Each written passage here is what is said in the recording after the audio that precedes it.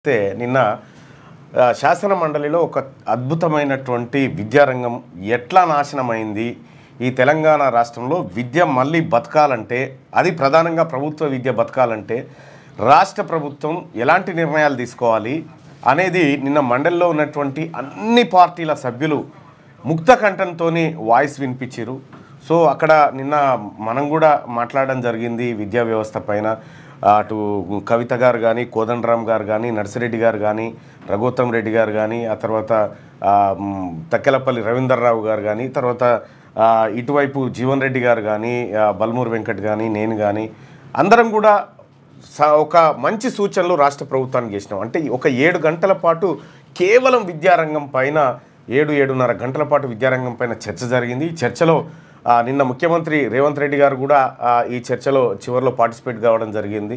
అంటే తెలంగాణ రాష్ట్రం విద్యాపరంగా ఎంత ఇబ్బందులలో ఉంది అనేది ఒక్కసారి చూస్తే, ఒకసారి ఆ విద్యా వ్యవస్థ పరిస్థితులు మనం ఒక్కసారి గమనిస్తే చాలా ఆశ్చర్యకరమైనటువంటి విషయాలు ఉంటాయి. ఈ దేశంలో మొత్తం ప్రపంచంలోనే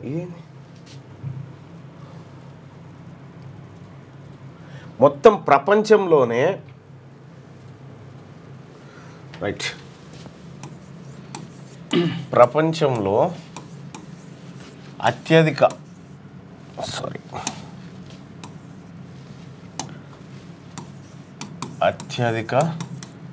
నిరక్షరాస్యులు ఉన్న దేశం మనదే.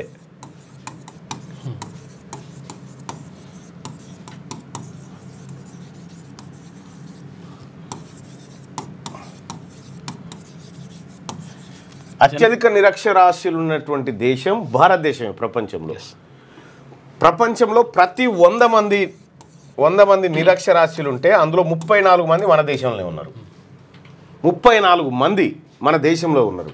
మళ్ళా విచిత్రం ఏంటంటే, ఈ చదువు ఈ భూమి ఏది సింధు నాగరికత టైము, ఆ తర్వాత తక్షశిల, నలంద విశ్వవిద్యాలయము, ఇవన్నీ కొన్ని మతాలు ఈ భూమి మీద పుట్టకముందుకు పుట్టినటువంటి సంస్థలు ఇవన్నీ.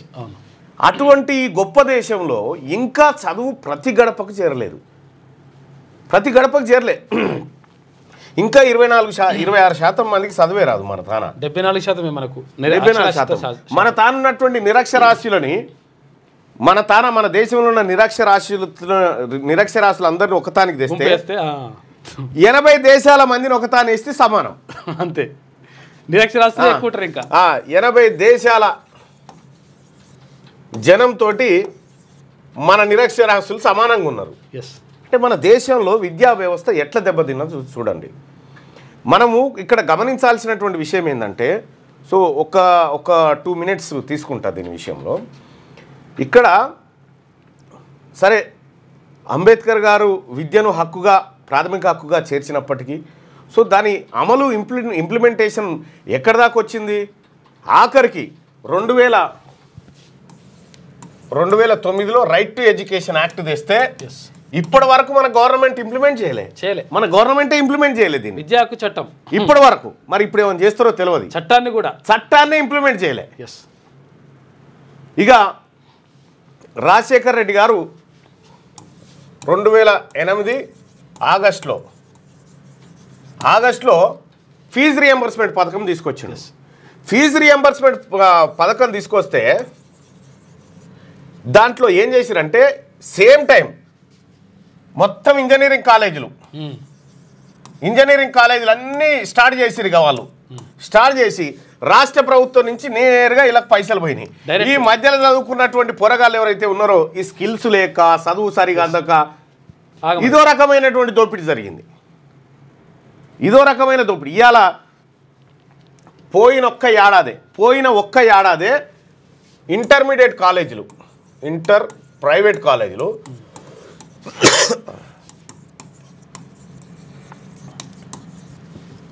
9,826 కోట్లు బిజినెస్ చేసినాయి. 9,826 కోట్ల రూపాయల విలువైన బిజినెస్ చేసినాయి. వేల కోట్లు. సేమ్ టైం తెలంగాణ రాష్ట్ర ప్రభుత్వం ఇంటర్ విద్య కోసం 1132 కోట్లు ఖర్చు పెట్టింది. అది జీతాలకు దీనికి. ఇక్కడ ప్రైవేట్ విద్యా సంస్థలు గింత బిజినెస్ చేసింది. దాంట్లో ఏంది ఎట్లా అంటే, ఇప్పుడు ఎంపీసీ ప్లస్ ఐఐటి ఐఐటి ఇటువంటి కొత్త కోర్సులు పుట్టించినాయి. కొత్త కోర్సులు పుట్టించి విపరీతంగా దోపిడీకి దిగబడ్డాయి. ఇవాళ మండల్లో మా చాలామంది సహచర సభ్యులు ఉన్నారు. అందులో పట్నం మహేందర్ రెడ్డి గారు నిన్న ఈడనేలు వెళ్ళయింది. పట్నం మహేందర్ రెడ్డి గారు, పిసిసి చీఫ్ మహేష్ కుమార్ గౌడ్ గారు,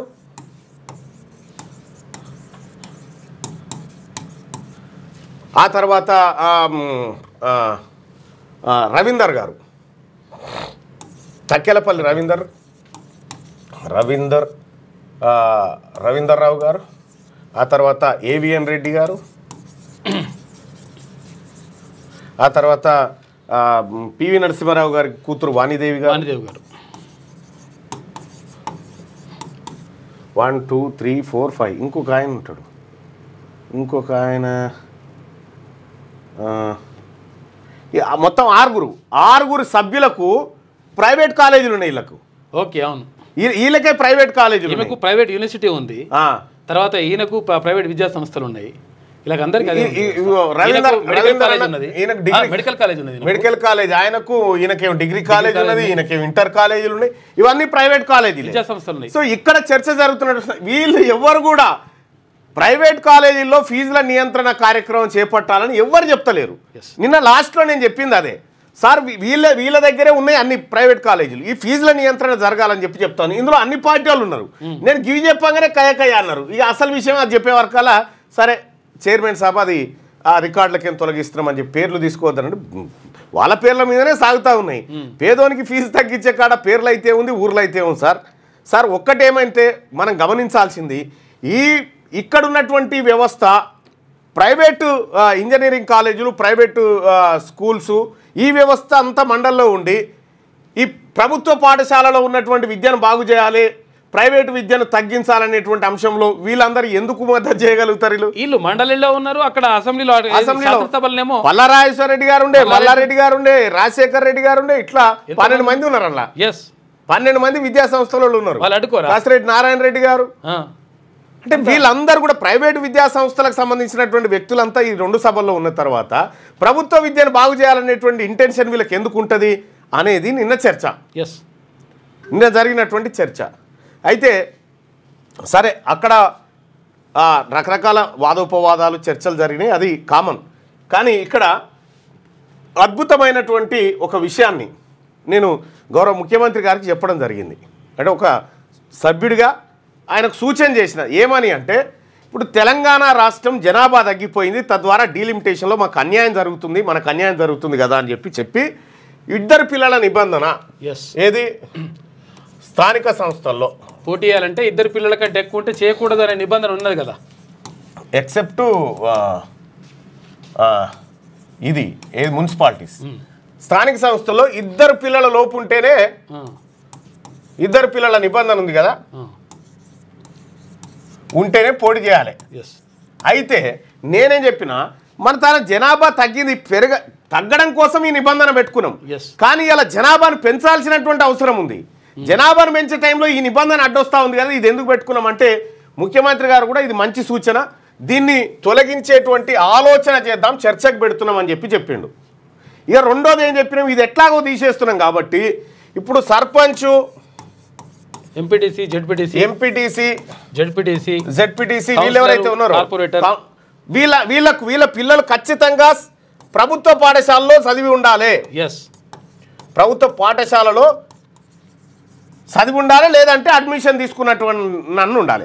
అప్పుడు ఏమవుతుంది, ఒక సర్పంచ్ కొడుకు ప్రభుత్వ పాఠశాలలో చేరితే ఆ సర్పంచ్ ఆ స్కూల్ని ఎట్లా చూసుకుంటాడు, తన ఇల్లు ఎట్లా చూసుకుంటాడు. ఎందుకంటే తన పిల్లగాడు చదువుతాడు కదా. ఒక వార్డు మెంబర్ అక్కడ పోటీ చేస్తే అక్కడ ఆ స్కూల్ను బాగా చూసుకుంటాడు. సో ఇట్లా ప్రభుత్వ పాఠశాలలు 100% ఆక్యుపెన్సీని సంపాదిస్తాయి, తద్వారా మనకు కూడా ప్రభుత్వానికి మంచి పేరు వస్తుంది, ప్రభుత్వ పాఠశాలలు బాగుపడతాయి అని చెప్పి ఈ సూచన రాష్ట్ర ముఖ్యమంత్రి గారికి చేయడం జరిగింది. చేస్తే ఆయన కూడా పాపం సానుకూలంగా స్పందించాడు. ఆయన కూడా ఉన్నది ఓకే దాంట్లో కూడా పెంచకపోతే 40% కాస్మెటిక్ చార్జెస్ పేదోళ్ళ పిల్లలు హాస్టల్స్లలో ఉండే పిల్లలు 200% పెంచింది చైర్మన్ సార్. ఇవన్నీ కూడా ప్రభుత్వం నిర్ణయం తీసుకోలేదు, మళ్ళీ నిర్ణయం తీసుకున్నారని దాంట్లో మనం అందరం కలిసికట్టుగా పనిచేయాలి.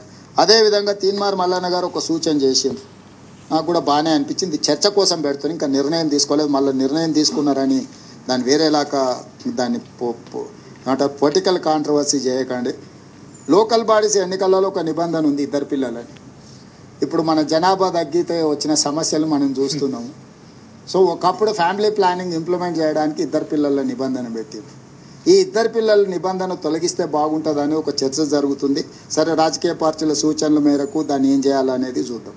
అయితే ఇంకొక నిబంధన పెడితే బాగుంటుందని మిత్రుడు సూచన చేసింది. లోకల్ బాడీస్లో పోటీ చేయాలనుకుంటే వాళ్ళ పిల్లలు ప్రభుత్వ పాఠశాలలో చదువుకోవాలనే కండిషన్ పెడితే ఆ లోకల్ రిప్రజెంటేటివ్స్ వాళ్ళ పిల్లలు ఎప్పుడైతే ప్రభుత్వ పాఠశాలల్లో చదువుకుంటారో అప్పుడు ఆటోమేటిక్గా ఆ స్కూల్ బాగుండాలనే ప్రయత్నం చేస్తారు. వార్డు మెంబర్ అయినా, సర్పంచ్ అయినా, ఎంపీటీసీ అయినా, ఎంపీపీ అయినా, జడ్పీటీసీ అయినా స్థానిక సంస్థలలో ఎన్నికల్లో పోటీ చేయాలి అంటే వాళ్ళ పిల్లలు ప్రభుత్వ పాఠశాలల్లో చదువుకొని ఉండాలి అని నిబంధన పెడితే బాగుంటుందని మిత్రుడు తీన్మార్ మల్లన్న సూచన చేసిండు. ఇది చర్చకు ఎట్లయినా సరే పర్వాలేదు. రైట్, ఇక్కడ ముఖ్యమంత్రి గారు చాలా సూచన స్వీకరించిండు. ఇక్కడ విషయం ఏంటంటే ముఖ్యమంత్రి గారు మీరు ఈ నిబంధన పెట్టి చూడండి, ఒక్క ఏడాదిలో ఈ తెలంగాణ రాష్ట్రంలో ఉన్నటువంటి ప్రభుత్వ స్కూళ్ళు పాఠశాలన్నీ కలకల్లాడకపోతే అడగండి. ఇదొక్క నిబంధన పెట్టండి చాలు. ఇది ఒక్క నిబంధన పెడితే ఇప్పుడు సర్పంచ్ ఒక్కడే కొడుకుని తోలడుగా ఇంకో 10 మందిని కూడా అలా చేరిపోరని చెప్తాడు అన్నట్టు. సో అట్లా ప్రభుత్వ పాఠశాలలు బాగుపడాలన్నా, ప్రభుత్వ విద్య మళ్ళీ వికసించాలన్నా ఇదొక ఆప్షన్. సో అది ఎంతవరకు దాంట్లో ఉన్న సాధ్యాసాధ్యాలు ఏంటి అనేది పరిశీలించండి. కానీ సో నా సూచన ఇప్పుడు నా ఒక్కరిదే కాదు, నేను చేసినటువంటి సూచన ప్రజాభిప్రాయం కూడా తీసుకుందాం. ప్రజాభిప్రాయానికి ఏమంటారో చూద్దాం. అంటే స్థానిక సంస్థలనే కాదు, అందరి పిల్లలు ఉండాలి. కానీ ఇప్పుడు అది ఆ ఎన్నికలు ఉన్నాయి కాబట్టి ఇప్పటి మటుకు అట్లా ఉన్నాయి కాబట్టి చెప్తున్నారు. లేకపోతే అసలు యాక్చువల్గా అందరికీ ఉండాలి. ఎమ్మెల్యే, ఎంపీలు, వీళ్ళ పిల్లలు కూడా ఉండాలి, ఎమ్మెల్సీలు.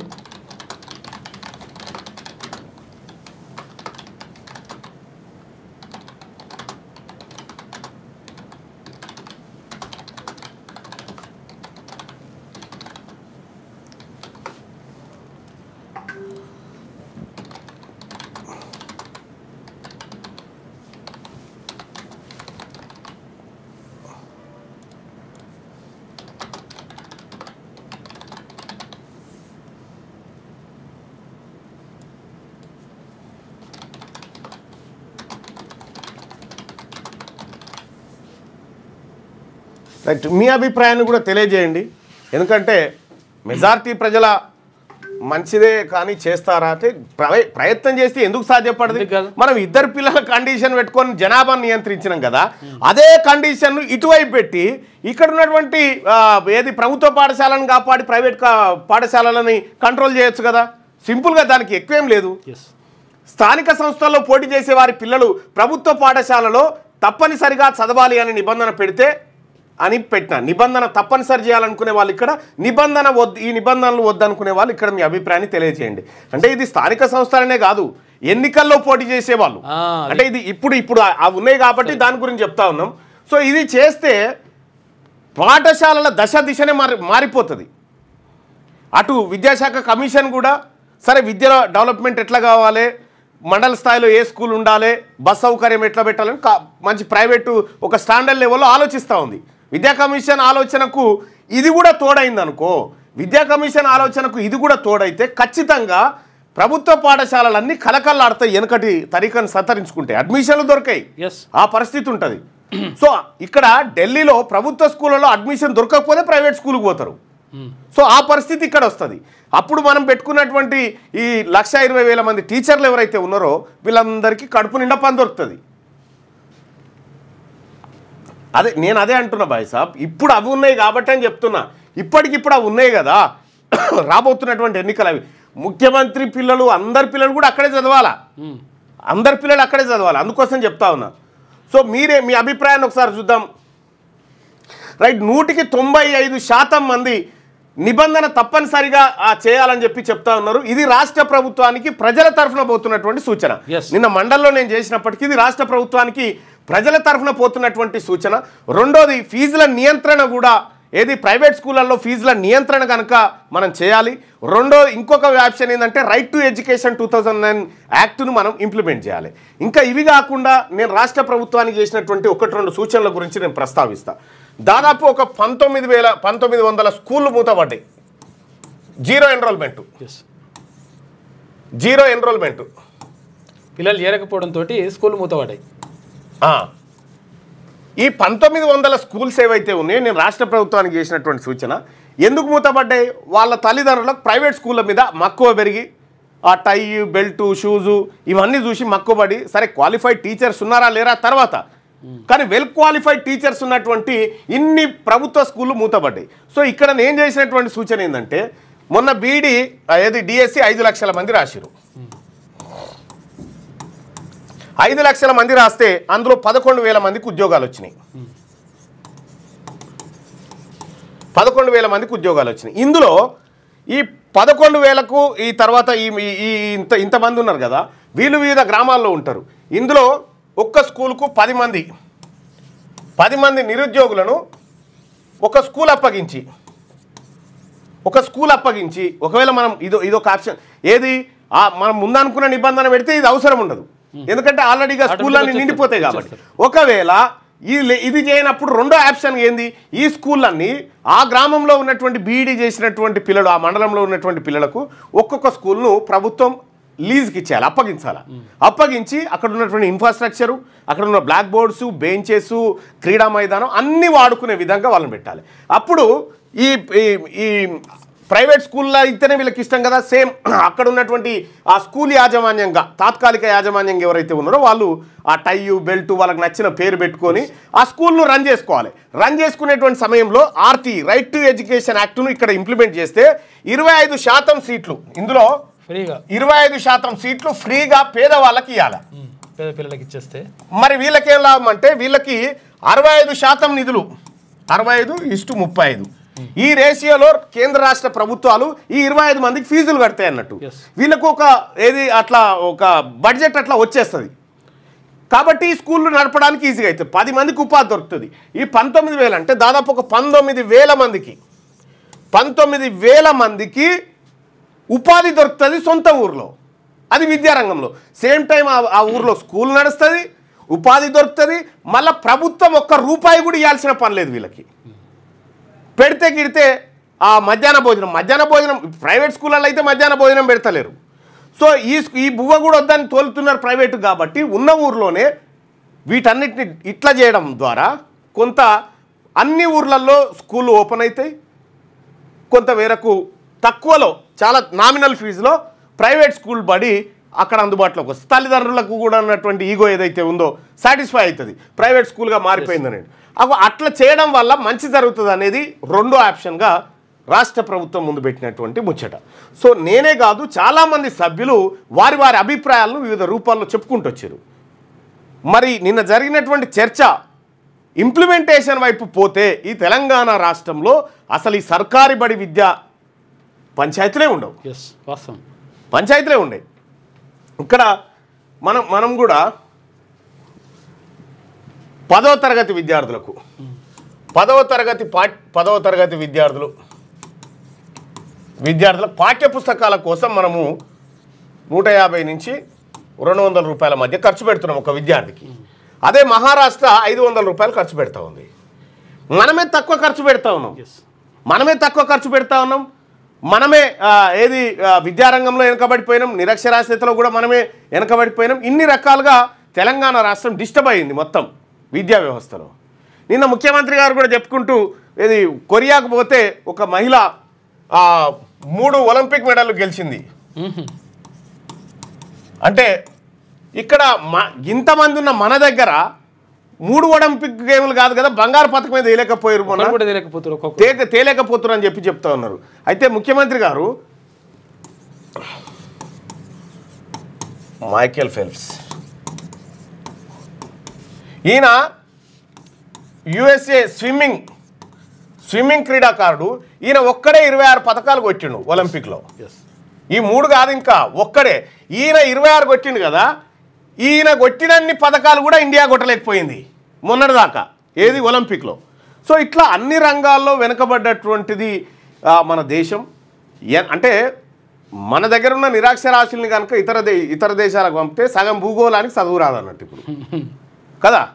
ఇగో ఈ పరిస్థితుల నేపథ్యంలో విద్యా వ్యవస్థ మారాలి అనేది నిన్న గట్టి సంకల్పంతో మండలి చైర్మన్ గారు ఎవరు మన సుఖేందర్ రెడ్డి సాబ్, అలాగే విపక్ష నాయకులు మధుసూదనాచారి గారు, అలాగే డిప్యూటీ చైర్మన్ బండా ప్రకాష్ గారు, ముఖ్యమంత్రి గారు అందరు కలిసి దీనిపైన ఒక విస్తృత చర్చకు అవకాశం ఏర్పడింది. ఆ అవకాశాన్ని సద్వినియోగం చేస్తూ రాష్ట్ర ప్రభుత్వం ఇందులో మంచి సూచనలు తీసుకొని ఇంప్లిమెంట్ చేస్తే కొంతలో కొంత విద్యా వ్యవస్థ మారుతుంది అనేది ఒక ఆశ. ఇది జరిగినటువంటి అంశం. సో మీ అభిప్రాయాన్ని, స్థానిక సంస్థల్లో పోటీ చేసే వారి పిల్లలు ప్రభుత్వ పాఠశాలలో తప్పనిసరిగా చదవాలి అనే నిబంధన పెడితే ఎలా ఉంటుందంటే, దాదాపు 2200 మంది ఓటింగ్లో పాల్గొన్నారు, 94% మంది పెట్టాలి అని చెప్పి చెప్తా ఉన్నారు. అన్న ఈరోజు జాబ్ నోటిఫికేషన్ గురించి జర అక్కడ ఎంత అవకాశం అంటే అక్కడ ఏది పడితే అది మాట్లాడనీకు ఉండదు. అక్కడ ఉన్నటువంటి పిటిషన్ టైంలో ఏం మాట్లాడాలనుకుంటున్నావు, ఆ తర్వాత స్పెషల్ మెన్షన్లో ఏం మాట్లాడాలనుకుంటున్నావు, ఇవన్నీ ఉంటాయి. ఈ అన్నిటినీ నిబంధనలను చూసుకొని ఏదేది అవకాశం వస్తే దాని గురించి మాట్లాడే ప్రయత్నం చేస్తాను. మ్యాక్సిమం మాట్లాడడానికే నేను ప్రయత్నం చేస్తాను, మ్యాక్సిమం. రైట్, ఇక మార్నింగ్ న్యూస్ చూస్తున్నటువంటి మిత్రులారా ఇది లైక్ చేయండి, షేర్ చేయండి. అలాగే ఇక మార్నింగ్ న్యూస్లో ముందుగా వెలుగుదిన పత్రికలో ఉన్నటువంటి వార్తల్ని చూద్దాం. రాష్ట్ర ప్రతిష్టను దిగజార్చే కుట్రలు, అధికారం లేకపోతే ఉండలేకపోతున్నారు, అన్ని వేదికలపై తప్పుడు ప్రచారం చేస్తున్నారు, బీఆర్ఎస్ నేతలపై సీఎం రేవంత్ రెడ్డి మండిపాటు, స్వార్థంతో విషం చిమ్ముతున్నారు, అభివృద్ధిపై యాసిడ్ దాడి చేస్తున్నారు, వాళ్ళ పార్టీలోని ఆధిపత్య పోరు అందరికీ తలనొప్పిగా మారింది. ఒక ఆయన పొద్దున ప్రెస్ మీట్ పెడితే పోటీగా ఇంకొక ఆయన మధ్యాహ్నం ట్వీట్ చేస్తాడు, మళ్ళొకరు ప్రెస్ నోట్ రిలీజ్ చేస్తారు. రాష్ట్రం దివాలా తీస్తేనే వాళ్ళకి సంతోషం, ఎందుకంత కడుపుమంట, వాళ్ళ అనుభవాన్ని రంగరించి ప్రభుత్వానికి సూచనలు ఇవ్వచ్చు కదా. గచ్చిబౌలి భూముల చుట్టూ చేరిన గుంటనక్కలకు గుణపాఠం తప్పదు. అసెంబ్లీలో చర్చ సందర్భంగా ముఖ్యమంత్రి ప్రసంగం. ఎగిరెగిరి పడితే ఎన్నికలు రావు, మీరు అంటే బీఆర్ఎస్ వాళ్ళు ఎంత ఎగిరెగిరి పడినా ఎన్నికలు 2028లోనే వస్తాయి. మహేశ్వర్ రెడ్డి పార్టీ బీజేపీ జమిలీ ఎన్నికలు అంటుంది. ఒకవేళ అవి కూడా కలిస్తే ఎన్నికలు 2029కి పోయేలా ఉన్నాయి. సో ఉన్న అసెంబ్లీ కూడా ఇంకో 6 నెలలు ఎక్స్ట్రాగా ఉండే పరిస్థితులు కనిపిస్తున్నాయి. మీరు తాపత్రయపడినంత మాత్రాన, ఆవేదన చెందినంత మాత్రాన వచ్చే సంవత్సరం ఎలక్షన్లు రావు. ఆనాడు బీఆర్ఎస్ హయాంలో ఎమ్మెల్యేలు పార్టీ మారితే కొందరికి మంత్రి పదవులు కూడా ఇచ్చారు. నాడు వాళ్ళు ఎందుకో డిస్క్వాలిఫై కాలే, ఎందుకు ఉప ఎన్నికలు రాలే, మరి ఇప్పుడు ఎట్లా వస్తాయి? 2014 నుంచి ఒకే చట్టం ఉంది. స్పీకర్ పదవి, విప్ పదవి, ప్రతిపక్షం అన్నీ అట్లనే ఉన్నాయి, చట్టం మారలేదు, న్యాయం మారలేదు, ఇంకెట్లా ఉప ఎన్నికలు వస్తాయి అనుకుంటున్నారు అని ముఖ్యమంత్రి రేవంత్ రెడ్డి గారు ఇక్కడ మన అంటే ఏంది వాస్తవం ఏంది అనేది ఒక్కసారి పరిశీలిస్తే, పార్టీ ఫిరాయించారు, ఒక పార్టీలో గెలిచి ఇంకో పార్టీలోకి జంప్ అయినారు. పార్టీ ఫిరాయింపు ఇదొకటి. రాజీవ్ గాంధీ గారు అంటే అప్పట్లో ఈ పార్టీలో గెలిచి అందులో పోతురు, అందులో గెలిచి ఇంట్లో పోతురు అని రాజీవ్ గాంధీ గారు ప్రధానమంత్రిగా ఉన్న సమయంలో పార్టీ ఫిరాయింపుల నిరోధక చట్టం అని చేసిండు. పార్టీ ఫిరాయింపుల నిరోధక చట్టం పార్లమెంట్ చేసింది. అయితే ఈ చట్టం రూపకల్పనలో అత్యంత కీలక పాత్ర పోషించిన వ్యక్తి పుంజాల శివశంకర్ గారు. పుంజాల శివశంకర్ ఈయన శంషాబాద్ పక్కన ఉన్న మామిడిపల్లి విలేజు, మన బీసీ బిడ్డ, కేంద్ర న్యాయశాఖ మంత్రిగా పనిచేసినటువంటి ఆయన. పార్టీ ఫిరాయింపుల నిరోధక చట్టాన్ని ఎప్పుడైతే కేంద్ర ప్రభుత్వం తీసుకొచ్చిందో ఇక పార్టీలు మారితే పదవి పోయేటువంటి పరిస్థితులు ఉండే. అయితే 2014లో కేసీఆర్ గారు 2023 వరకు పనిచేసిండు. 9 సంవత్సరాల 6 నెలల కాలం పాటు ఎన్నికల్లో ఏది ముఖ్యమంత్రిగా పనిచేసిండు. ఈ కాలంలో ఆయన మొత్తం 42 మందిని చేర్చుకుండు. 42 మంది ఇతర పార్టీల ఎమ్మెల్యేలను, కాంగ్రెస్, తెలుగుదేశం అందరినీ 42 మంది, ఆఖరికి సిపిఐ అభ్యర్థిని కూడా చేర్చుకున్నాడు. ఇక్కడ దేవరకొండ ఎమ్మెల్యేగా ఉన్నటువంటి ఆయనను కూడా ఇందులో చేర్చుకుండు. బీఎస్పీ వాళ్ళని చేర్చుకుండు. ఎవరిని? ఇంద్రకరణ్ రెడ్డి, ఆ తర్వాత కోనేరు కోనప్ప. బీఎస్పీ వాళ్ళు ఇద్దరు గెలిస్తే వాళ్ళని చేర్చుకుండు. ఇటు సిపిఐ వాళ్ళని తీసుకుండు, ఇటు తెలుగుదేశం వాళ్ళని తీసుకున్నాడు, కాంగ్రెస్ వాళ్ళని తీసుకున్నాడు గంపగుత్తగా. ఇట్లా 42 మందిని తీసుకున్నాడు. తీసుకున్నటువంటి సందర్భంలో ఆయన ఎట్లా తీసుకున్నాడు? మరి వీళ్ళకి పార్టీ ఫిరాయింపుల నిరోధక చట్టం వర్తించదా అంటే వీళ్ళని ఒక్కరొక్కరుగా తీసుకోలే. అయితే ఒక వ్యక్తి పార్టీ మారడం, ఒక వ్యక్తి ఒక పార్టీ టికెట్ మీద గెలిచి ఇంకో పార్టీలోకి మారినప్పుడు ఈ చట్టం ఆధారంగా అతను డిస్క్వాలిఫై అవుతాడు. అయితే వీళ్ళలో ఉన్నటువంటి ఇప్పుడు 10 మంది కాంగ్రెస్ వాళ్ళు ఉన్నారు అప్పట్లో. ఈ 10 మందిలో ఏం చేసిరంటే 8 మందిని గుంజిరనుకో ఒకటేసారి గంపగుత్తగా. ఎల్పీ ఏది సిఎల్పి పోయి బీఆర్ఎస్ ఎల్పీలో విలీనం అవుతుంది. దీనికి చట్టం అనుమతిస్తుంది. ఎల్పీ పోయి దాంట్లో మెజారిటీ ఎల్పీ పోయి దీంట్లో విలీనం అయితే అనుమతిస్తుంది. సో కేసీఆర్ గారు ఈ రకంగా కొట్టుకొచ్చిండు, మొత్తం 2/3 వంతు కథం చేసిండు. ఇట్లా చేసుకుంటూ వచ్చిండు. మీరు చూడండి, ఉత్తమ్ కుమార్ రెడ్డి గారు హుజూర్ నగర్ ఎమ్మెల్యేగా ఉన్నటువంటి సందర్భంలో బట్టి విక్రమార్క గారు సిఎల్పి లీడర్గా ఉన్నాడు. సో ఉత్తమ్ కుమార్ రెడ్డి గారు ఎప్పుడైతే హుజూర్ నగర్ దానికి అట్లా పెట్టి నల్లగొండ ఎంపీకి పోటీ చేసి గెలిచిండు, అప్పుడు హుజూర్ నగర్ స్థానాన్ని ఖాళీ చేసిండు. ఖాళీ చేయడంతో ఏమైంది, అక్కడ బీఆర్ఎస్ గెలిచింది. సేమ్ టైము బట్టి విక్రమార్క గారు ప్రతిపక్ష హోదాను కోల్పోయిండు. సరే, అది తాత్కాలికంగా కొనసాగించి ఎందుకు కోల్పోయిండు, ఈ ఎల్పీ మొత్తం పోయి ఇలా చేరింది కాబట్టి. సో ఇక్కడ ఇప్పుడు ప్రస్తుతం ఉన్నటువంటి దాంట్లో బీఆర్ఎస్ పార్టీ ఎల్పీ కాంగ్రెస్లోకి రాలేదు, వచ్చింది ఇండివిజువల్గా వచ్చారు. సరే, ఓ 10 మంది వచ్చారు, అందులో 3 వాపస్ పోయారు, ఇంకా 7 ఉన్నారు. వీళ్ళందరూ కూడా మేము ఇక్కడే ఉన్నాం, అక్కడ పోలేదు, ఇక్కడ చేరినాం, సరే అట్లా చెప్తా ఉన్నారు. వీళ్ళు ఇండివిజువల్గా పోయి అందులో చేరారు కాబట్టి వీళ్ళకు ప్రమాదం ఉండే. మరి ఈ ప్రమాదాన్ని కాంగ్రెస్ ఎట్లా ఎదుర్కొంది అని అంటే, స్పీకర్ అంటే ఒక వ్యక్తి, ఒక అభ్యర్థి పార్టీ మారింది అనుకో, ఇతని పైన అతని సొంత పార్టీ ఫిర్యాదు చేస్తే, సొంత పార్టీ స్పీకర్కు ఫిర్యాదు చేస్తుంది. స్పీకర్కు ఫిర్యాదు చేస్తే స్పీకరు ఇది విచారించి ఇతను పార్టీ మారింది కాబట్టి ఇతను సభ్యత్వాన్ని కోల్పోతుండు అని స్పీకర్ నిర్ణయం చేస్తాడు. మరి స్పీకర్ ఎప్పుడు చేయాలి ఈ నిర్ణయం అంటే ఆయన ఇష్టం, ఆయన నిర్ణయాధికారం ఉంది కాబట్టి ఆయన ఇష్టం వచ్చినప్పుడు చేస్తాడు, మెల్లగా చేస్తాడు. ఈ స్పీకర్ నిర్ణయాన్ని కాదని సుప్రీంకోర్టు, హైకోర్టు కూడా ఏం చేయలేవు. అదే చెప్తుంది మొన్న. స్పీకర్ ఆయనకి ఇష్టం వచ్చినప్పుడు తీసుకుంటాడు ఆ నిర్ణయం. ఫిరాయించిన అంటారుగా, చూస్తా పరిశీలిస్తా అని 5 ఏళ్ళ దాకా ఆగొచ్చు, 5 ఏళ్ళ దాకా ఆగొచ్చు అన్నట్టు. ఇక్కడనేమో స్పీకర్ రూపంలో అడ్డుకున్నారు, అక్కడనేమో చట్టాన్ని ఓవర్కమ్ చేసి మరీ ఎల్పీలను కలుపుకున్నారు. ఈ 2 డిఫరెంట్ విభాగాలు.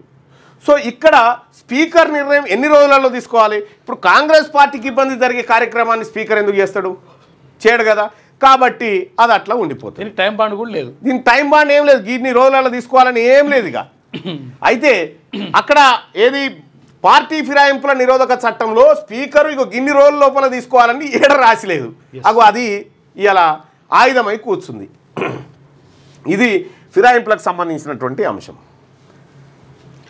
భూగర్భంలో మిస్సైల్ సిటీ, భూగర్భంలో దాచిన ఆయుధాలకు సంబంధించిన వీడియోను ఇరాన్ రిలీజ్ చేసింది.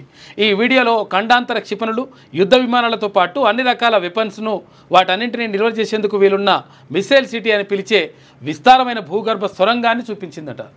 ఎవడో దాని మీద తట్టుకునేదని వేస్తే అన్ని వెళ్ళిపోతాయి. 500 మీటర్ల లోపల ఉంటుంది. అవునా? నీళ్లు నింపితే మేడిగడ్డ కొట్టుకపోతుంది. ఎన్డీఎస్ఏ ఇదే చెప్పింది. మంత్రి ఉత్తమ్ 3 బ్యారేజీల డిజైన్లలోనే లోపాలున్నాయి. ఇప్పటికే విజిలెన్స్ రిపోర్ట్ వచ్చింది. వారంలో ఎన్డీఎస్ఏ 10 రోజుల్లో కాళేశ్వరం కమిషన్ రిపోర్ట్ వస్తుంది. వాటి ఆధారంగానే ముందుకు వెళ్తాం. కొత్తగా 30 లక్షల రేషన్ కార్డులు ఇస్తామని వెల్లడి. మేడిగడ్డ బ్యారేజీలో నీళ్లు నింపితే అది మొత్తం కొట్టుకపోయి దాని కింద ఉన్న ఊర్లు కూడా మునిగిపోయే ప్రమాదం ఉందని నేషనల్ డ్యామ్ సేఫ్టీ అథారిటీ తేల్చి చెప్పిందని ఇరిగేషన్ సివిల్ సప్లై శాఖ మంత్రి ఉత్తమ్ కుమార్ రెడ్డి తెలిపారు. నీళ్లు నింపాలని తాము సర్టిఫై చేయలేమని, నీళ్లు నింపుకున్నాక ఏమైనా జరిగితే తమ బాధ్యత కాదంటూ ఎన్డీఎస్ఏ హెచ్చరించిందని చెప్పారు. మేడిగడ్డలో ఒక్క పిల్లరే కదా కుంగిందంటూ ప్రతిపక్ష సభ్యులు పదే అంటున్నారు. కానీ మేడిగడ్డ, అన్నారం, సుందిల బ్యారేజీల డిజైన్లనే ప్రధాన లోపమని విజిలెన్స్ రిపోర్టు, ఎన్డీఎస్ఏ ప్రాథమిక రిపోర్టు తేల్చి చెప్పాయి. ఫౌండేషన్ టెక్నాలజీ కూడా పెద్ద లోపమే అని పేర్కొన్నాయని చెప్పి నిన్న చెప్పిండు. తుమ్మిడిహెట్టి వద్ద తట్టెడు మట్టి కూడా ఎత్తలే. తుమ్మిడిహెట్టి నుంచి మేడిగడ్డకు బ్యారేజీ స్థలాన్ని ఎందుకు మార్చారో ఇప్పటికీ స్పష్టత లేదు. విషయం ఏంటంటే ఇది చాలా విచిత్రమైనటువంటి అంశము. ఇక్కడ తుమ్మిడిహెట్టి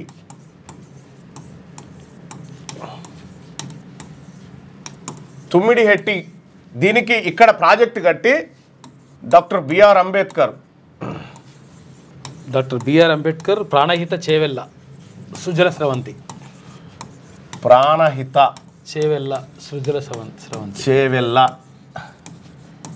సృజల స్రవంతి ప్రాజెక్టు.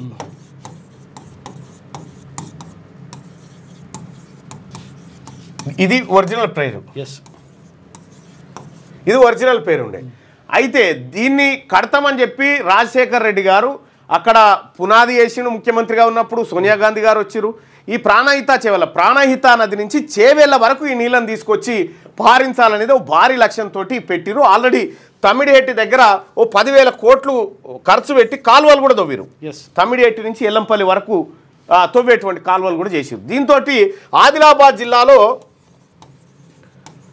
2 లక్షల ఎకరాల అదనపు ఆయకట్టు ఆదిలాబాద్లో మంచిగా ఉంటుండే 2 లక్షల ఎకరాల అదనపు ఆయకట్టు వచ్చేది. సో ఇక్కడ ఏం జరిగిందంటే గతంలో కాంగ్రెస్ పార్టీ ప్రయత్నం చేస్తే ఎవరు మన మహారాష్ట్ర ఈ ప్రాజెక్టు ఇక్కడ కడితే మహారాష్ట్రలో ముంపు పెరిగిపోతుంది, ఎక్కువ అవుతుందని చెప్పేసి అన్నమాట. 152 మీటర్ల ఎత్తులో కడితే ఇక్కడ మాకు ముంపు పెరిగిపోతుందని చెప్పి వాళ్ళు కిరికిరి పెట్టిరు. మహారాష్ట్రలో కిరికిరి పెడితే కేసీఆర్ గారు సీఎం అయిన తర్వాత మహారాష్ట్ర ముఖ్యమంత్రి తోటి చర్చలకు పోయిండు.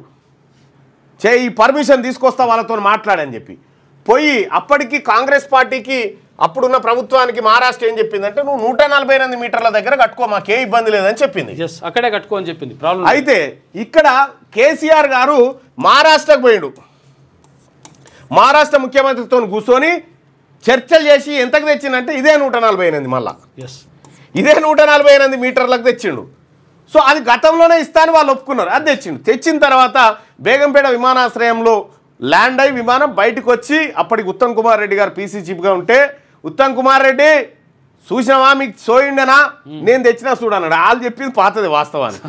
పోని మరి పర్మిషన్ తెచ్చింది కదా ఈడ కట్టాలి కదా 9 కాడ ఈడ కట్టలే మళ్ళా ఇంకో కిందికి వచ్చాడు కాళేశ్వరం మేడిగడ్డ కాడికి వచ్చాడు. మేడిగడ్డ కాడికి వచ్చి ఈడ పెట్టిరు ఈ కాళేశ్వరం దుకాణం. మరి ఈడ పర్మిషన్ తెస్తేవి ఊరేగింపులు గుర్రాలు ఒంటెలతో చేస్తేవి ఈడ కట్టామంటే ఈడ కట్టలే మళ్ళీ కిందికి వస్తేవి. ఇప్పుడు ఈడికేని తమ్మిడిహెట్టి నుంచి వస్తే కేవలం 21 మీటర్లు ఈ మీదికి ఎత్తిపోస్తే ఎల్లంపల్లిలో పడే ఇట్లాంటి అయిపోతుండే. ఇప్పుడు మేడిగడ్డ నుంచి 100 మీటర్లకు పైన 120 మీటర్ల అందాదా ఎత్తిపోయాలి. మూడు లిఫ్టులు పెట్టి ఎత్తిపోస్తే ఇళ్ళకి వస్తాయి. ఇదేమో ఒకటే లిఫ్ట్ ద్వారా వచ్చేది. ఇగో జరిగినటువంటి తగ్గిది. ఈ కరెంటు బిల్లు మోటార్లు మీటర్లు అన్నీ కాదనం. తుమ్మిడిహెట్టి దగ్గర తట్టెడు మట్టి కూడా ఎత్తలే. యూపీఐ సేవలకు బ్రేక్. ఇక గూగుల్ పే, ఫోన్పే, పేటీఎం వంటి డిజిటల్ చెల్లింపు యాప్స్లో నిన్న బుధవారం మధ్యాహ్నం నుంచి సాయంత్రం వరకు అంతరాయం ఏర్పడింది. రంగంలోకి దిగిన నేషనల్ పేమెంట్స్ కార్పొరేషన్ సమస్యను వెంటనే సరిచేసిందట. ఇక విద్యా విధానంలో ప్రక్షాళన తప్పదు. ఇప్పుడున్న పాలసీ ఆందోళనకరంగా ఉంది. అందరితో చర్చించాకే నిర్ణయం తీసుకుంటాం. శాసన మండలిలో సీఎం రేవంత్ రెడ్డి ప్రకటన. ఇక బెట్టింగ్ యాప్స్ పై సిట్ ప్రత్యక్షంగా పరోక్షంగా ప్రోత్సహించినా వదిలిపెట్టాం. సీఎం రేవంత్ చట్టాలను సవరిస్తాం, శిక్షలను పెంచుతాం. లాండ్ ఆర్డర్ విషయంలో ఎక్కడా రాజీపడం. శాంతి భద్రతల విషయంలో కొందరు కావాలనే ఆరోపణలు చేస్తున్నారు. బీఆర్ఎస్ హయాంలో లాయర్ దంపతులను నడి రోడ్డుపై చంపినా పట్టించుకోలేదని ముఖ్యమంత్రి ఆవేదన. అలహాబాద్ హైకోర్టు జడ్జి తీర్పుపై సుప్రీంకోర్టు స్టే విధించింది. మహిళ ఛాతిని తాకడం, డ్రెస్సును లాగడం అత్యాచార యత్నం కిందికి రాదంటూ అలహాబాద్ హైకోర్టు జడ్జి ఇటీవల ఇచ్చిన వివాదాస్పద తీర్పుపై సుప్రీంకోర్టు స్టే విధించింది. జడ్జి చేసిన వ్యాఖ్యల్లో సున్నితత్వం లోపించిందని, ఆయన వ్యాఖ్యలు అమానవీయంగా ఉన్నాయని, క్రూరంగా ఉన్నాయని కూడా పేర్కొన్నది. జడ్జి కింద జడ్జి ఇచ్చిన తీర్పును సుప్రీంకోర్టు తప్పు బట్టి ఆపింది. నాడగుంజనేయం కదంటే ఇట్లా అని ఫస్ట్ సభలో నన్ను మాట్లాడనిస్తలేరు, స్పీకర్ మైక్ ఇవ్వడం లేదన్న రాహుల్ గాంధీ. నా సీట్లో నేను సైలెంట్గా కూర్చుంటున్నా, వారం నుంచి ఇదే పరిస్థితి అని ఫైర్. వారం రోజుల నుంచి సభలో నేను మాట్లాడేందుకు ట్రై చేస్తుంటే స్పీకర్ అడ్డుకుంటున్నారు. అసలు లోక్సభలో ఏం జరుగుతున్నదో అర్థం కావడం లేదు. స్పీకర్ ఓం బిర్లా నాపై నిరాధార ఆరోపణలు చేస్తున్నారు. అనవసరంగా సభను వాయిదా వేస్తున్నారు, సమయాన్ని వృధా చేస్తున్నారు.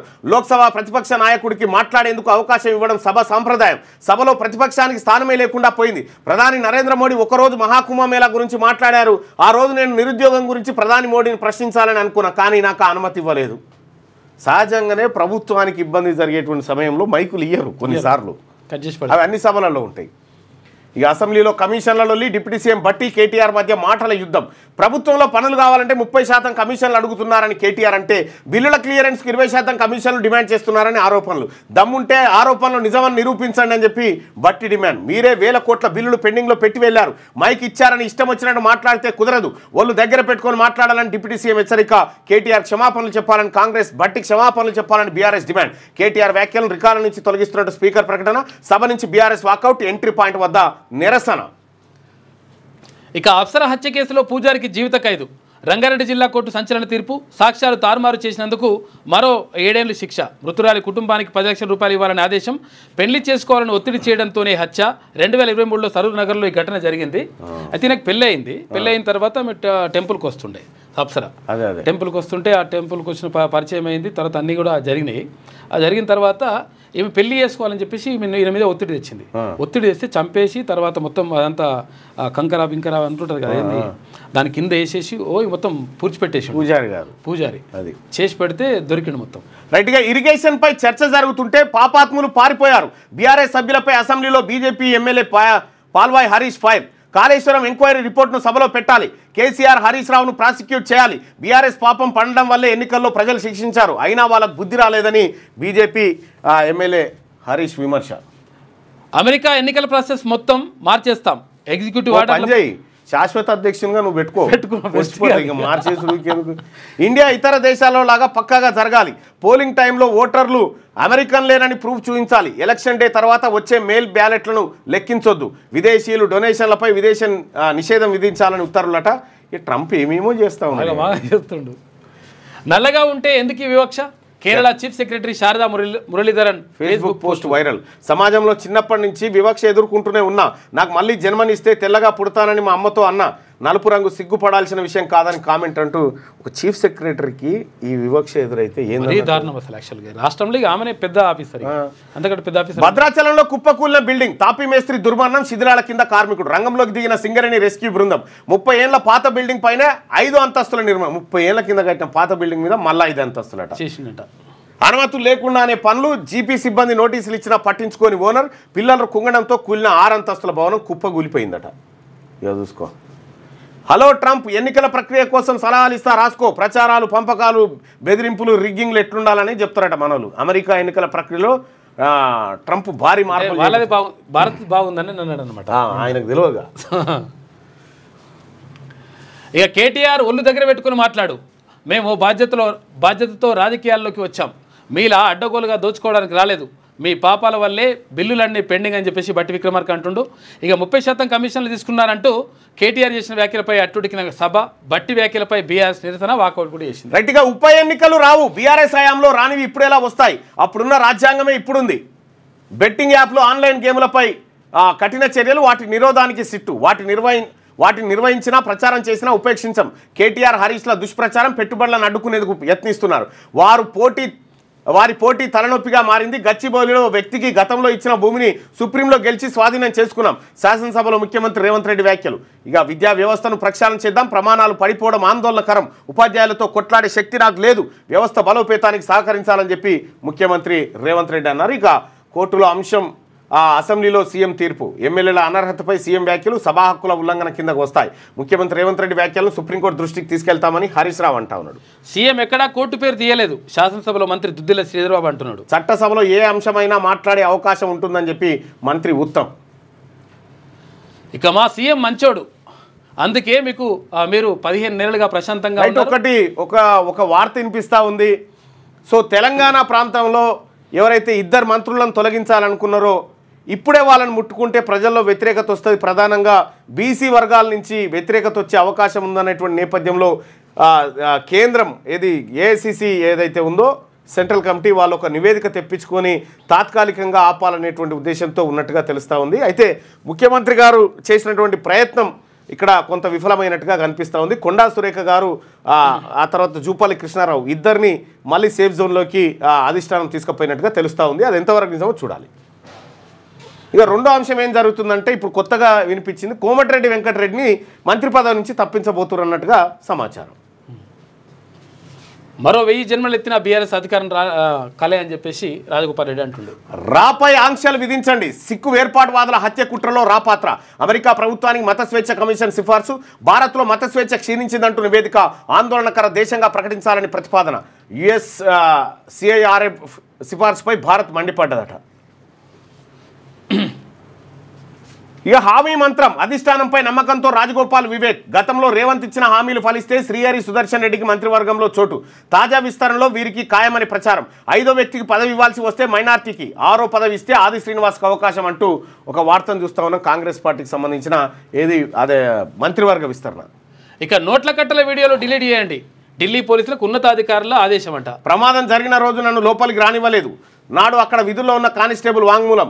జస్టిస్ వర్మ ఇంటికెళ్లి పరిశీలించిన ఢిల్లీ పోలీసులు ఆయనపై ఎఫ్ఐఆర్ దాఖలు చేయాలంటూ వేసిన పిల్పై అత్యవసర విచారణకు నో అన్న సుప్రీంకోర్టు. రిజ్యూను కలిసిన అలహాబాద్ హైకోర్టు లాయాలరట. మా దగ్గరికి ఎందుకు పంపిస్తున్నాను, వాళ్ళు కలుస్తారు, వాళ్ళ బాధ. భద్రాచలంలో కుప్పకూలిన 6 అంతస్తుల భవనం శిథిలాల కింద 2 మేస్త్రీలు, పలువురు కూలీలు ఉండే అవకాశం. కొనసాగుతున్న సహాయక చర్యలు కాపాడాలంటూ ఓ మేస్త్రి ఆర్తనాదాలు. స్లాబ్కు రంధ్రం చేసి ఆక్సిజన్ నీరు పర్యవేక్షిస్తున్న కలెక్టర్ అధికారులు. పాత భవనంపై సామర్థ్యానికి మించి 6 అంతస్తుల భవనం వల్లే ప్రమాదం. పోలీస్ స్టేషన్కు వెళ్లి లొంగిపోయిన భవన యజమానట. అయ్యో. అప్సర హత్య కేసులో పూజారికి జీవిత ఖైదు, 10 లక్షల జరిమానా. అందులో 9.75 లక్షలు మృతురాలి కుటుంబానికి. సాక్ష్యాలను తారుమారు చేయాలని యత్నించినందుకు మరో 7 ఏళ్ల జైలు. రంగారెడ్డి జిల్లా కోర్టు తీర్పు. 2023 జూన్ 3న పథకం ప్రకారం అప్సరను చంపిన పూజారి సాయికృష్ణ. ఇద్దరి మధ్య వివాహేతర సంబంధం. పెళ్లికి అప్సర ఒత్తిడి చేయడంతో హత్య చేసిందట. యూపీఐ సేవల్లో అంతరాయం. ఇక దేశవ్యాప్తంగా కొన్ని గంటల పాటు నిలిచిన లావాదేవీలు, పేమెంట్ యాప్స్ పనిచేయక తీవ్ర ఇబ్బందులు పడ్డ ప్రజలు. ఇక డబ్బు కోసం ఏటీఎంల వద్ద పడిగాపులు, పరుగులు తీసిండ్రు. వ్యాపారులపై దెబ్బ పడ్డది. రైట్గా inbuilt caller ID. Spam calls నిరోధానికి థర్డ్ పార్టీ యాప్స్ అవసరం లేకుండా సిఎన్ఏపీ సేవలు. ఇప్పటికే ట్రయల్స్ పూర్తి చేసిన జియో, ఎయిర్టెల్, వోడాఫోన్ ఐడియా సంస్థలు త్వరలోనే అందుబాటులోకి తెచ్చేందుకు చర్యలు. తొలుత ఏ నెట్వర్క్ ఆ నెట్వర్క్ పరిధిలోనే చేస్తారట. స్పామ్ కాల్స్ని ఇన్బిల్ట్గా గుర్తిస్తాయట ఇప్పుడు ఆ సంస్థలు. భూగర్భ క్షిపణి నగరం. భూమికి 500 మీటర్ల అడుగున నిర్మించిన ఇరాన్ అట. 500 మీటర్లు అంటే ½ కిలోమీటర్ లోపల. వీడియోను విడుదల చేసిన ఐఆర్జీసీ. అందులో ఖైబర్ షెకాన్సు, గద్రహాసు, సెజ్జిల్సు, హాజ్ కసీమ్స్, పహెన్ క్షిపణులు ఇప్పటికే ఇరాన్లో పలు భూగర్భ నగరాలు ఇతర దేశాల నిఘా నుంచి తప్పించుకునేందుకేనట. మరి రిలీజ్ ఎందుకు చేసిరు? రిలీజ్ చేసి తెలిసిపోతుంది కదా. వాడన బాంబు గట్టిగా వేస్తే ½ కిలోమీటర్ పోతుంది. ఉంటుందా భూమి ½ కిలోమీటర్ పోవుడంటే? అమెరికా ప్రతీకార సుంకాలతో మన ఫార్మాకు దెబ్బ. ఔషధాల ధరలు పెరిగిపోయి యుఎస్ మార్కెట్లో మన వాటా తగ్గిపోయే ముప్పు. రాజ్యసభలో బీఆర్ఎస్ ఎంపీ హెటిరో గ్రూప్ సంస్థల చైర్మన్ పాడసారారెడ్డి ఆందోళన. అమెరికాతో స్వేచ్ఛా వాణిజ్య ఒప్పందం కుదుర్చుకోవడానికి ప్రాధాన్యం ఇవ్వాలని సూచన అంటూ ఈ హెటిరో డ్రగ్స్ ఏవైతే ఉన్నాయో ఈ ఫార్ములాస్ ఒకసారి మొత్తం ఒక రీసెర్చ్లో తేలింది. అదంతా ఫేక్ అని తేలింది. దాని మీద కంప్లైంట్ కూడా చేసినాం. హెటిరో డ్రగ్స్లో ఇవి ఇతర దేశాలను ఎట్లా మోసం చేస్తుంది అనేది కూడా ఆయా దేశాలకు కూడా మేలు కూడా పెట్టినాం. 100 కోట్ల రూపాయల నోట్ల కట్టలు చూసినాం కదా. ఎట్టకేలకు తేజస్కు అమెరికా ఇంజన్లు. డెలివరీ ప్రారంభించిన జీ ఏరోస్పేస్. F404లో మొదటిది త్వరలోనే హాల్ కట. రైట్గా నేను సభకు పోయేటువంటి సమయం అయితే ఉంది. నేను అక్కడికి వెళ్తా సోదరులారా. మీరు మీ అభిప్రాయాన్ని ఇక్కడ తెలియజేసినారు. స్థానిక సంస్థల్లో పోటీ చేసే వారి పిల్లలు ప్రభుత్వ పాఠశాలలో తప్పనిసరిగా చదవాలి అనే నిబంధన పెడితే ఎట్లా ఉంటుందంటే నిబంధనలు తప్పనిసరి చేయాలని చెప్పి 93% మంది అభిప్రాయపడ్డారు. సో ఇక్కడ మనం ఈ శనార్థి తెలంగాణలో కూడా ఈ అంశాన్ని ప్రధానంగా రాసుకున్నాం. ఒకసారి ఇది కూడా చూస్తాం ఒక 5 నిమిషాలు. రైట్గా విద్యా వైద్యం 2 కళ్ళు. విద్యా వ్యవస్థ బాగుతోనే ఉత్తమమైన అభివృద్ధి సాధ్యం. ఒకప్పుడు నలంద, తక్షశిల ప్రపంచానికి ఆదర్శం. కానీ ఇప్పుడు దాదాపు 1200 యూనివర్సిటీలు ఉంటే వరల్డ్ టాప్ 200లో ఒక్కట్లేదు. ఇది మన ఉన్నత విద్య పరిస్థితి. పూలే ఎప్పుడో దేశంలో విద్యా ఆవశ్యకతను గుర్తించారు. అందుకే ఆయననే ఆదర్శంగా తీసుకున్న భీమరావు విద్యను రాజ్యాంగ హక్కుగా మార్చారు. ఢిల్లీ సర్కార్ విద్య కోసం 22% బడ్జెట్ కేటాయింపులు చేస్తోంది. చివరకు అత్యంత వెనుకబడిన బీహార్ 18% కేటాయిస్తోంది. కానీ మన రాష్ట్రంలో మాత్రం 7%. రాష్ట్రంలో 1800 స్కూల్స్ మూతపడే దశలో ఉన్నాయి. అందుకే ఇప్పటికైనా పరిస్థితిలో మార్పు రావాలి. శాసనమండలిలో ఎమ్మెల్సీ తీన్మార్ మల్లన్న. విద్యా వైద్యం దేశానికి అభివృద్ధి సూచికల వంటివని, వాటిలో ఉత్తమమైన పురోగతి సాధించినప్పుడే దేశం రాష్ట్రం సర్వతోముఖ అభివృద్ధి సాధించగలుగుతుందని ఎమ్మెల్సీ తీన్మార్ మల్లన్న అభిప్రాయపడ్డారు. శాసనమండలిలో మల్లన్న బుధవారం దేశ రాష్ట్రంలోని విద్యా వ్యవస్థ తీరుతెన్నులపై సుదీర్ఘ ప్రసంగం చేశారు. ప్రపంచంలోని మేధావి వర్గం అంతా అనాది నుంచి ఏ దేశానికైనా విద్యా వ్యవస్థ వెన్నుముక అని చెప్పినట్టు గుర్తు చేశారు. నెల్సన్ మండేలా, మహాత్మా గాంధీ విద్యా పటిష్టత గురించి వివరించారన్నారు. ప్రపంచాన్ని మార్చే శక్తి ఒక విద్యకే ఉందని మండేలా చెప్పగా, నిజమైన విద్య అంటే వ్యక్తి యొక్క మనస్సు, ఆత్మను వికసింపజేయడమేనని గాంధీ చెప్పినట్టుగా వివరించారు. ఇక ఈ విషయాన్ని చూస్తే ఒకప్పుడు భారతదేశంలో ఎంతో ఉన్నతమైన విశ్వవిద్యాలయాలు ఉండేవన్నారు. క్రీస్తు పూర్వం దేశంలో ఏర్పడిన తక్షశిల, నలంద విశ్వవిద్యాలయాలు ప్రపంచానికే రోల్ మోడల్గా నిలిచాయన్నారు. అయితే ఇంతటి విలువైన విశ్వవిద్యాలయాలు స్థాపించబడిన దేశంలో ఇప్పుడు 1200 యూనివర్సిటీలు ఉంటే ప్రపంచంలోని టాప్ 200లో ఒక్కటి లేదని ఆవేదన వ్యక్తం చేశారు. దేశంలో ఇప్పటికీ 30 కోట్ల మందికి చదువు రాదన్నారు. ప్రపంచంలోని 80 దేశాల మొత్తం జనాభా కన్నా మన దేశంలోని నిరక్షరాస్యుల సంఖ్య ఎక్కువ అన్నారు. ఇది అత్యంత బాధాకరమైన విషయమని, ఒకప్పుడు ఉన్నతమైన విద్యాలయాలు స్థాపించబడిన దేశంలో విద్యకు ఇలాంటి దౌర్భాగ్య దౌర్భాగ్య పరిస్థితులు రావడం ఏంటని ప్రశ్నించారు. సిచ్యువేషన్ చూస్తుంటే మన దేశంలో విద్యారంగం అందరికన్నా ముందే మేల్కొని అందరికన్నా ముందే అంతమైనట్టు కనిపిస్తుందని అభిప్రాయపడ్డారు. భారతదేశంలో అనేక మతాలు పుట్టాయని, హిందూ, సిక్కు, బౌద్ధ, జైన మతాలకు మన కంట్రీనే పుట్టినీళ్ళైందన్నారు. అయితే దేశంలో మత గ్రంథాలు అనేక ఇళ్ళకు చేరినవి. ప్రతి శరీరానికో మతం దాకింది కానీ అక్షరాలు దాకలే. అయితే దేశంలో మత గ్రంథాలు అనేక ఇళ్లకు చేరగలిగాయని, విద్య మాత్రం ఆ స్థాయిలో అన్ని ఇళ్లకు చేరలేకపోయిందన్నారు. పేద వర్గాలకు చదువు ఎంత ముఖ్యమో షిరిడి సాయిబాబా కన్నా 8 ఏళ్ల ముందే పుట్టిన బీసీల ఆత్మబంధువు ఆరాధ్య దేవుడు జ్యోతిబా పూలే ఆనాడే గుర్తించగలిగారన్నారు. అందుకే జ్యోతిబా పూలే ఆదర్శంగా తీసుకొని బాబాసాహెబ్ అంబేద్కర్ పూలేను తన గురువుగా ప్రకటించుకొని విద్యను రాజ్యాంగ హక్కుగా మార్చారన్నారు. ఆ హక్కు ఆధారంగానే ఈ దేశంలో అందరికీ విద్య అనేది సమాన హక్కుగా మారిందన్నారు. కొన్ని మతాలు, ఆచారాలు పేదవాడికి విద్యను అందకుండా చేస్తే అవే ఆచారాలు ఇప్పుడు రూపం మార్చుకొని పేదవాళ్ళకి విద్యను దూరం చేసే ప్రయత్నం చేస్తున్నాయన్నారు. రాను రాను రాజుగుర్రం గాడిద కాదు కంచెర గాడిద అయినట్టుగా ఈ దేశంలో బలమైన పునాదులు వేసుకున్న విద్యా వ్యవస్థ అంతకంతకు నీరుగారిపోయిందన్నారు. దేశ స్వతంత్రం తర్వాత పాఠశాలలు, విద్యాలయాలు మెరుగుపడ్డాయని, కానీ అప్పటి పేదరికం కారణంగా విద్య అందరికీ అందలేదన్నారు. 2009 వరకు విద్య కొరకు రాజ్యాంగ సవరణలు జరగడం బాధాకరమన్నారు. ఈ పాపం మనది కాదా అని ప్రశ్నించారు. దేశం రాష్ట్రంలో డిగ్రీ ఎయిడెడ్ కళాశాలలో అప్పటి ప్రమాణాలు ఇప్పటి అస్సలు కనిపించడం లేదన్నారు. ఎక్కడ చూసినా అధ్యాపకుల కొరత ఉందన్నారు. కాంట్రాక్ట్ అధ్యాపకులతోనే విద్యాలయాలు నెట్టుకు వస్తున్నారని, వారికి కూడా ఎప్పుడు జీతాలు వస్తాయో తెలియని పరిస్థితి నెలకొందన్నారు. రాష్ట్రంలో అనేకమైన అధ్యాపక పోస్టులు ఖాళీగా ఉన్నట్లు వివరించారు. కానీ ఖాళీలు అనుకున్న స్థాయిలో భర్తీ కావడం లేదన్నారు. పరిస్థితులను చూస్తుంటే విద్యా వ్యవస్థను ప్రైవేట్ రంగం చూసుకోవాలనే ప్రభుత్వాలు ఉచిత సలహాను ఇస్తున్నట్టు కనిపించిందన్నారు. ఇంటర్మీడియట్ విద్యా పరిస్థితి కూడా అలాగే ఉందని, కార్పొరేట్ విద్యా వ్యవస్థలు విద్యను పూర్తిగా వ్యాపారంగా మార్చేసాయన్నారు. ఫలితాలు చూస్తే చాలు 1, 2, 3 అంటూ ఊదరగొట్టేస్తుంటాయని విమర్శించారు. ఇటీవల 72 దేశాలు ప్రోగ్రామ్ ఫర్ అసెస్మెంట్లో పాల్గొంటే అందులో మనకు 71వ ర్యాంక్ వచ్చినట్టు గుర్తు చేశారు.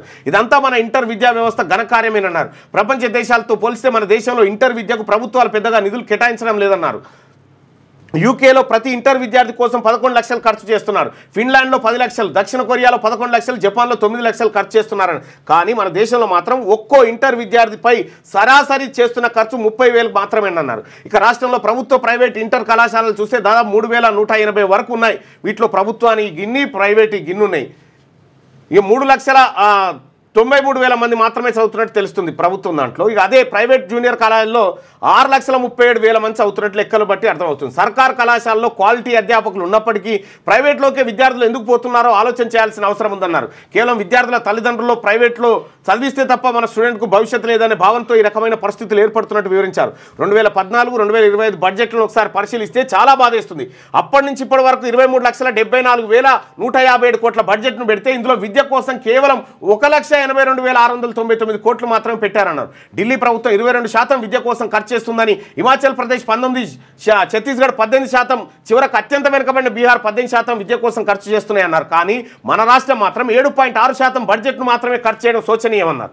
2008లో అప్పటి దివంగత సీఎం రాజశేఖర రెడ్డి పేద వాళ్లకు విద్యను అందించాలనే ఉద్దేశంతో కొంత ప్రయత్నం చేసినట్టు గుర్తించేశారు. అందులో భాగంగా అప్పటి కాంగ్రెస్ ప్రభుత్వం ఫీజు రియంబర్స్మెంట్ పథకాన్ని తీసుకొచ్చిందన్నారు. అప్పట్లో ఆ నాయకుడి ఆలోచన కరెక్ట్గానే ఉందని, కానీ అదే అదునుగా రాష్ట్రంలో ఇబ్బడి ముబ్బడిగా ఇంజనీరింగ్ కాలేజీలు పుట్టుకొచ్చాయన్నారు. ఈ ఫీజు రియంబర్స్మెంట్ ప్రభుత్వ ఖజానా నుంచి నేరుగా సదర్ కాలేజీల ఖజానాలోకి వెళ్ళిపోయిందన్నారు. ఇక విద్యార్థులకు మాత్రం ఫ్యాకల్టీ సరిగా లేకపోవడం, ఆయా కళాశాలలో చదువు చెప్పేవారు దిక్కు లేకపోవడం బాధాకరం అన్నారు. దీంతో వీటిలో చదవాల్సిన చాలా మంది విద్యార్థులకు స్కిల్లు లేకుండా పోయాయని మన ప్రభుత్వాలే ఒప్పుకుంటున్నాయన్నారు. వీటన్నిటిని మన ప్రభుత్వాలు బాధ్యత వహించాల్సిన అవసరం లేదా అని ప్రశ్నించారు. రాష్ట్రంలో 1800 స్కూలు మూతబడే దశకు చేరుకున్నాయి. అయితే వాటిలో అవస్థాపన సౌకర్యాలు ఉపయోగించుకొని ఉద్యోగాలు రాని అర్హత కలిగిన విద్యార్థులను ఎంపిక చేసి వాటిని రన్ చేయగలిగితే ఎంతో బాగుంటుందని నిన్న సభలో నేను మాట్లాడినటువంటి అంశం ఇది. ఇక వారం రోజులుగా మైక్ ఇవ్వలేదు, ప్రజా సమస్యలపై మాట్లాడేందుకు ఛాన్సే రాలేదు. లోక్సభ అప్రజాస్వామిక పద్ధతుల్లో నడుస్తుంది. లోక్సభ ప్రతిపక్ష నాయకుడు రాహుల్ గాంధీ ఆవేదన వ్యక్తం చేశాడు. లోక్సభలో ప్రజాస్వామిక విలువలకు పాత్రేస్తున్నారని స్పీకర్ తనకు వారం రోజులుగా మైక్ ఇవ్వలేదని కాంగ్రెస్ పార్టీ అగ్రనేత, ఆ పార్టీ సభ నాయకుడు రాహుల్ గాంధీ ఆవేదన వ్యక్తం చేశారు. ఇక ఇలాంటి అప్రజాస్వామిక విధానాలను గతంలో తాను ఎప్పుడు చూడలేదని చెప్పి నిన్న వారం రోజుల నుంచి మైక్ ఇస్తలేరట రాహుల్ గాంధీ గారికి. ఇక్కడ దయచేసి మార్నింగ్ చూస్తున్నటువంటి మిత్రులారా, నాకు సభ టైం అవుతుంది, మిగతాది అన్నందిస్తాడు. సో స్థానిక సంస్థల్లో పోటీ చేసే వారి పిల్లలు ప్రభుత్వ పాఠశాలలో తప్పనిసరిగా చదవాలి అనే నిబంధన పెడితే, అంటే నిబంధన తప్పనిసరిగా చేయాలని చెప్పి 92% మంది అభిప్రాయపడ్డారు.